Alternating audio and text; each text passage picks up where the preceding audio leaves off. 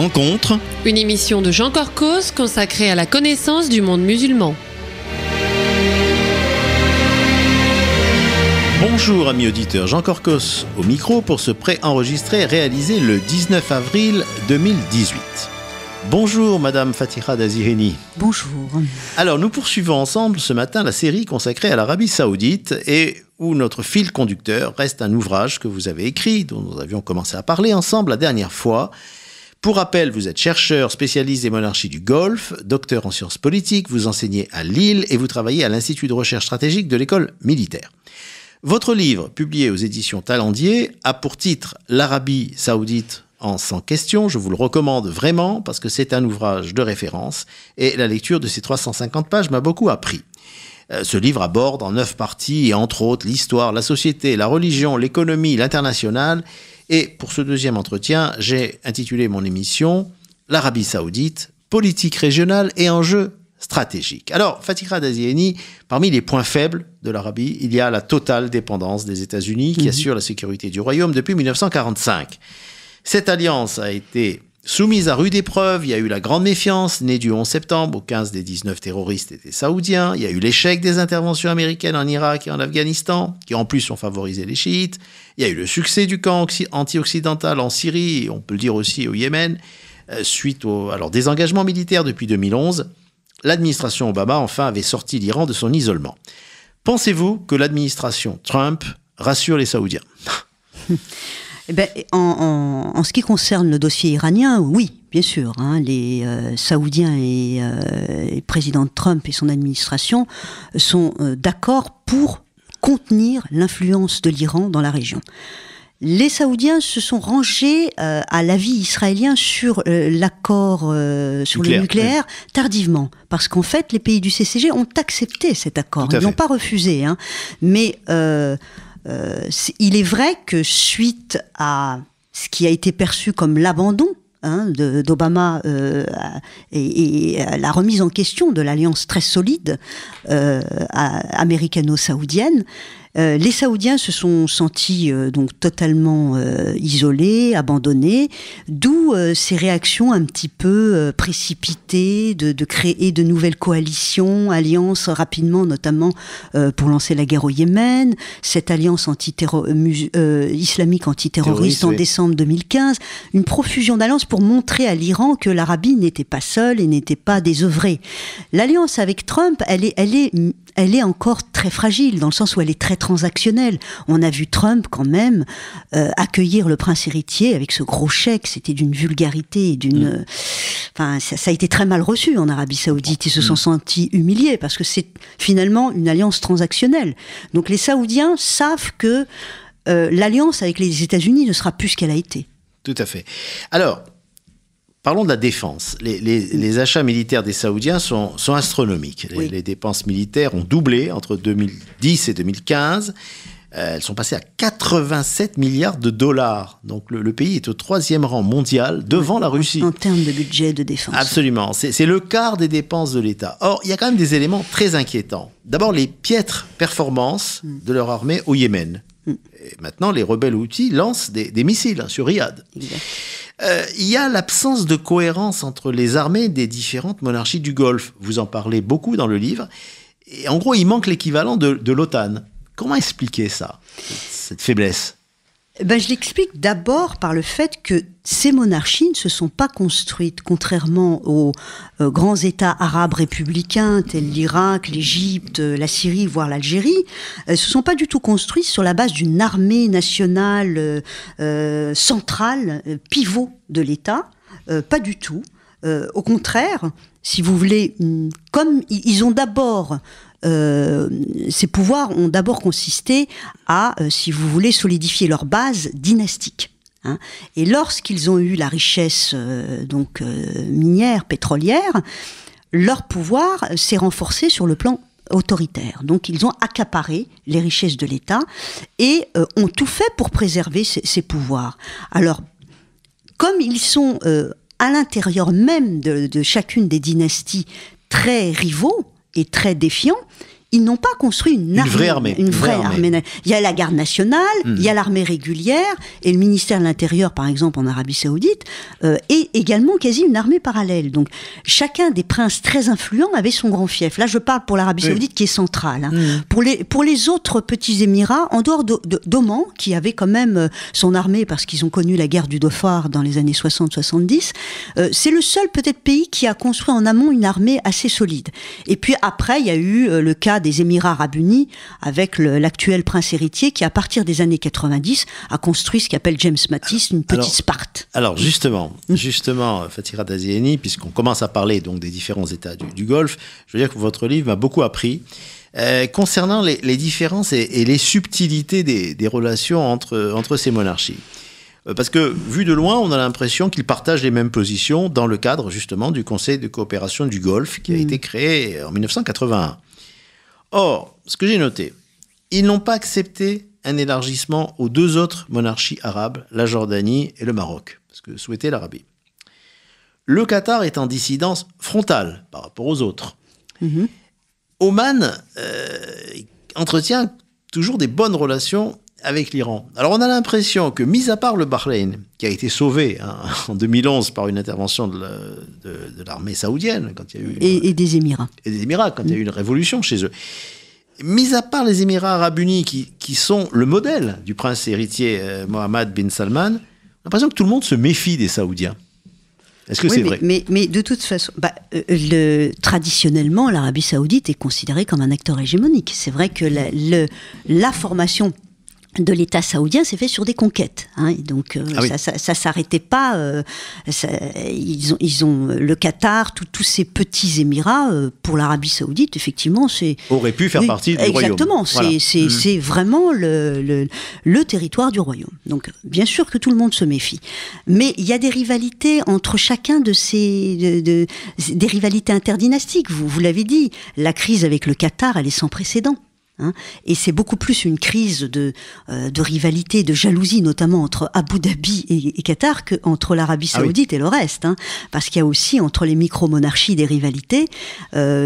Abu Dhabi étant aujourd'hui un peu, si vous voulez, le fer de lance de la diplomatie dure, hein, anti-frères musulmans, et donc le Qatar qui a soutenu pendant les printemps arabes les révolutions, et puis effectivement souvent les frères qui sont arrivés au pouvoir, notamment en Égypte, c'était quelque chose d'insupportable. Hein. Et en cela, l'Arabie saoudite et Abu Dhabi convergent. Donc, c'est pourquoi on a l'impression d'un axe solide entre l'Arabie et les Émirats, mais il y a également il y a beaucoup de divergences. Parce que sur le Yémen, je suis désolée, l'Arabie saoudite ne mène pas la même guerre que les Émirats arabes unis au Yémen. Pour les Saoudiens, la menace existentielle, ce sont les Houthis, qui en plus de ça, envoient des missiles sur le territoire saoudien. C'est devenu un problème de sécurité nationale. Les Émiratis, eux, veulent investir dans les infrastructures du sud Yémen, se projeter comme ça, parce que c'est un tout petit pays qui a peur d'être totalement fermé au niveau du détroit d'Ormuz, entre l'Iran et donc se cherche une profondeur stratégique avec des investissements au sud Yémen et vers le golfe d'Aden. Alors, on arrive tout doucement à la fin de cette première moitié d'émission. Vous expliquez bien au chapitre 70 pourquoi l'Arabie saoudite, se sentant menacée, a été le fer de lance finalement de la réaction contre les révolutions arabes de 2011. Elle a par exemple soutenu le coup de force de l'armée égyptienne contre les frères musulmans. Mais alors, comment expliquer son engagement très fort en Syrie contre le régime, où elle se retrouve en gros dans le camp qui a perdu, on peut le dire aujourd'hui, et avec des pays qui semblent avoir d'autres agendas, comme la Turquie et le Qatar, et il nous reste 2-3 minutes pour... J'irai très vite, je l'explique par l'obsession de l'Arabie saoudite de réduire l'influence iranienne dans la région du Moyen-Orient arabe. Ça, c'est le principal problème de l'Arabie saoudite par rapport à l'Iran, et non pas l'accord sur le nucléaire. L'accord sur le nucléaire, c'est un peu la cerise sur le gâteau, qui vient faire en sorte qu'effectivement l'Iran, qui se nucléarise, deviendrait la puissance régionale pour toujours. Absolument. Hein. Oui. Donc je l'explique comme ça. Mais chacun a des agendas différents. C'est-à-dire par exemple en Syrie, ce qu'on a noté par ces groupes rebelles qui étaient financés par des pays différents, concurrents entre eux, qui se sont fait la guerre entre eux, ça les a beaucoup affaiblis aussi. Bien sûr, et ce qui a fait la force de l'axe Assad, Iran, Russie, c'est cette constance. Alors que le Qatar et l'Arabie Saoudite qui se disputaient comme ça le leadership, alors qu'ils avaient le même objectif, faire tomber Assad. Donc c'est là où on voit quand même la différence entre l'Iran et son programme tactique, idéologique, etc. et une stratégie où ils savent ce qu'ils veulent. Et les Saoudiens qui se dispersent comme ça entre rivalités. Aujourd'hui, le Qatar empêche, par exemple, le fait, et ça Trump en est très conscient, qu'on contienne l'Iran dans la région. Cette crise avec le Qatar, elle n'a pas de sens. Voilà. Donc en fin de compte, prise de conscience d'un danger et caractère brouillon finalement des alliances, de la tactique. Voilà, c'est un peu ce qui résume les choses. Oui, je pense qu'ils ont été vraiment perturbés par le fait de se sentir abandonnés par l'Amérique. Vous avancez donc plusieurs explications pour l'antagonisme entre l'Arabie saoudite et l'Iran. Rivalité pour le leadership mondial du monde musulman, crainte d'un marché iranien de 80 millions d'habitants, c'est-à-dire 4 fois plus d'habitants que l'Arabie saoudite, qui pourrait attirer beaucoup de monde. Et ce marché est ouvert après l'accord nucléaire 2015. Il serait plus attractif que le leur. Et vous dites, page 258, que c'est plus une lutte d'influence, une concurrence idéologique sur fond de dissension religieuse. Est-ce que ce n'est pas un peu réducteur par rapport à la République islamique d'Iran, qui a quand même, dans l'essence du régime, une idéologie qui est révolutionnaire ? Oui, c'est vrai. Je ne le sous-estime pas. Et chez les Saoudiens, c'est quelque chose qui revient tout le temps. Ils ont, et c'est ce qui fait que l'Iran a beaucoup plus réussi en stratégie d'influence dans la région. Monde. Et puis dans le monde, même dans le monde. Mais en l'occurrence au Moyen-Orient, beaucoup plus que les Saoudiens, malgré leur pétrodollars et le fait que ce soit les gardiens des 2 lieux saints de l'islam. Donc cette dimension, elle est très importante. Mais il ne faut pas non plus réduire, si vous voulez, cette opposition. Ça m'énerve d'entendre toujours chiite versus sunnite. Voilà, parce c'est trop que, simple. Très honnêtement, c'est pas ça le problème. Aujourd'hui, on est beaucoup plus face à 2 nationalismes. Le nationalisme iranien qui s'inspire de son histoire perse, etc., et qui est extrêmement fort. Et dès que l'Iran se sent menacé, attaqué, il y a une résurgence, une exacerbation de ce nationalisme. D'ailleurs, la République islamique joue beaucoup là-dessus. Et vous avez aujourd'hui, en Arabie saoudite, un nationalisme et patriotisme très émergent et qui est exacerbé justement par cette rivalité avec l'Iran. Donc c'est pour ça que je dis que c'est surtout ça qui est en cause. Et évidemment, les renforcements sectaires depuis la chute de Saddam Hussein, ça, en 2003, ça a été une date rupture, beaucoup plus que 1979. Et les printemps arabes, avec le conflit syrien et Bahreïn, c'est pour ça que les Saoudiens ont voulu très vite éteindre le feu et ont réagi à la demande du roi du Bahreïn, mais bon, qui était pourtant pas un soulèvement à Bahreïn qui était sectaire. Non, c'était un soulèvement contre les ségrégations et puis une volonté de plus de démocratie. C'est devenu sectaire parce que c'est Bahreïn, et c'est vrai que l'Iran a toujours eu un rôle d'interférence à Bahreïn. Alors, cette peur commune de l'Iran a rapproché Israël et l'Arabie saoudite. Vous l'expliquez très bien dans le chapitre 79 en évoquant une vraie entente régionale. Alors, ça n'empêche pas une solidarité arabe avec les Palestiniens. Vous rappelez par ailleurs que les Saoudiens en sont les principaux donateurs. Mais depuis votre livre, il y a eu des déclarations extraordinaires du prince héritier Mohammed bin Salman dans le journal américain The Atlantic le 2 avril dernier. Là, il a reconnu le droit historique des Juifs à avoir leur propre État. Et il a même évoqué les perspectives d'une coopération israélo-arabe possible après la paix. Comment ont réagi les Saoudiens ? Bon, c'est difficile de dire comment on réagit. Bon, c'est vrai que ce que les Saoudiens ont très mal reçu, c'est clairement la déclaration de Trump de changer la capitale de Tel Aviv vers Israël. Vers l'ambassade. Oui, vers Jérusalem, l'ambassade. Et puis à côté de ça, il y a eu beaucoup d'agitation des médias israéliens, de déclarations aussi du gouvernement israélien sur le rapprochement avec l'Arabie saoudite. Alors les Saoudiens, ça les a beaucoup gênés, puisque c'était corollaire.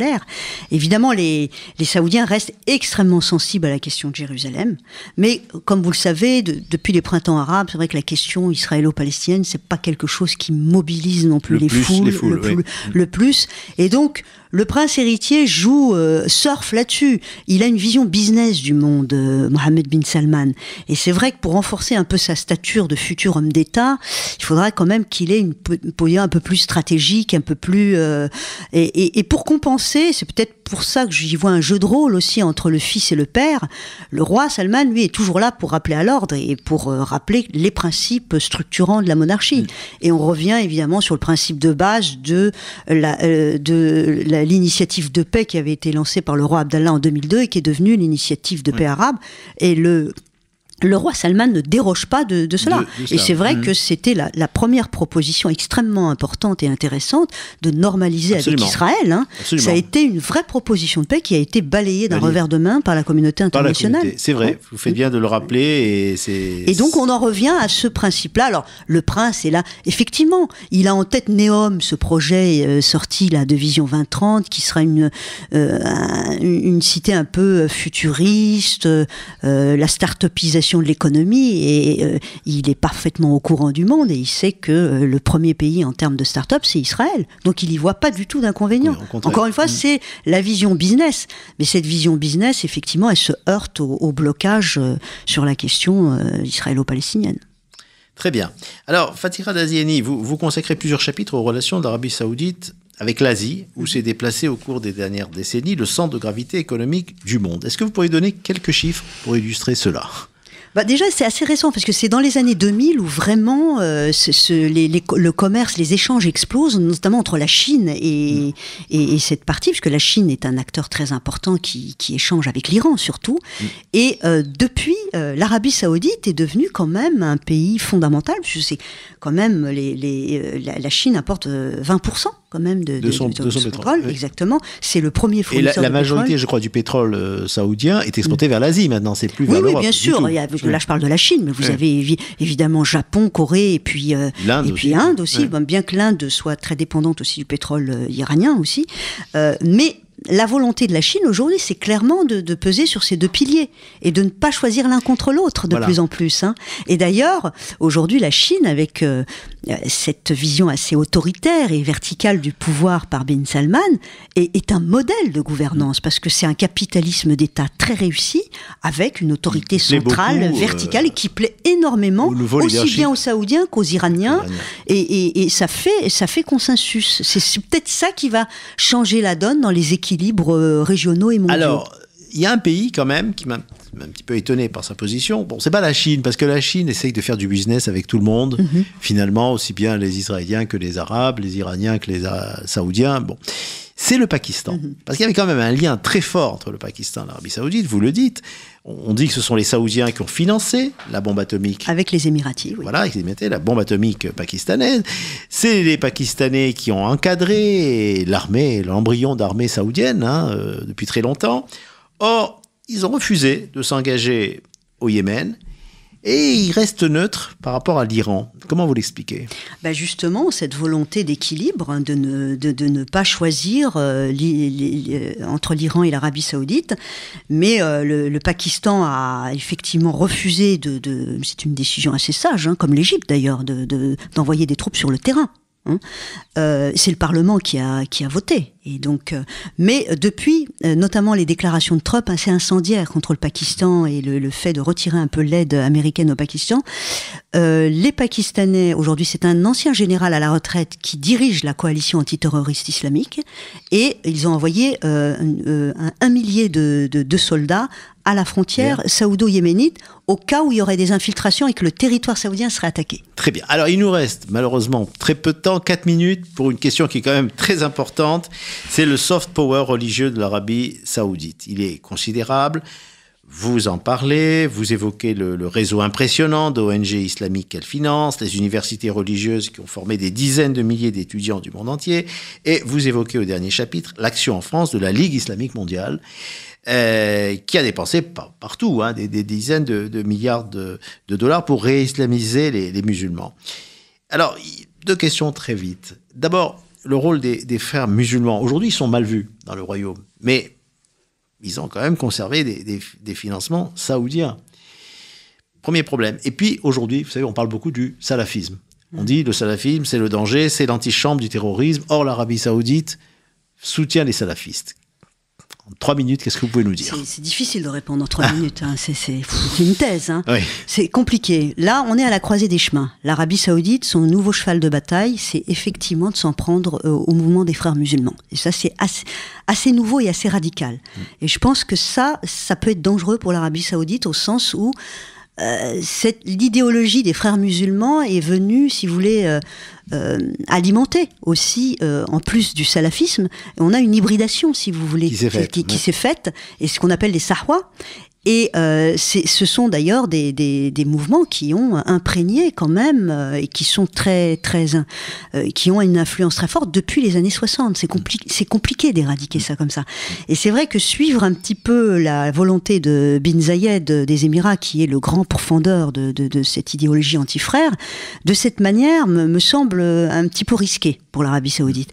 Et donc, effectivement, on a aussi cette volonté de revenir sur la juste voie, un islam plus modéré, et d'expurger les archaïsmes de ce que a diffusé le wahhabisme. Hein, on le voit avec le secrétaire général de l'ALIM, qui est un jeune quinquagénaire qui est venu en France d'ailleurs, qui a rencontré le grand rabbin, et qui veut aujourd'hui, qui est un des représentants phares du royaume pour diffuser cette nouvelle approche beaucoup plus modérée, sans rompre effectivement avec la nature salafiste. Hein, donc en gros, il n'y a pas un salafisme, il y en a plusieurs. C'est ça, bien sûr. Et puis le salafisme ne bascule pas majoritairement. Le salafisme ne bascule pas vers le djihadisme. C'est une fausse idée. Vous avez le salafisme quiétiste, et c'est pour ça que les Saoudiens et même les Émiratis choisissent cette forme-là, notamment lorsqu'ils interviennent en Libye. Ils soutiennent ce mouvement matraliste, là, salafiste, qui est pourtant très dogmatiquement je veux dire, très intolérant, très intégriste, mais ils sont toujours loyalistes et ne remettent jamais en question le politique, contrairement aux frères musulmans. Eh bien, merci Fatiha Dazieni. Je rappelle une dernière fois le titre de votre livre, L'Arabie Saoudite en 100 questions aux éditions Talendier. Mes auditeurs, je vous remercie de nous avoir suivis et je vous donne rendez-vous dans 15 jours. Au revoir.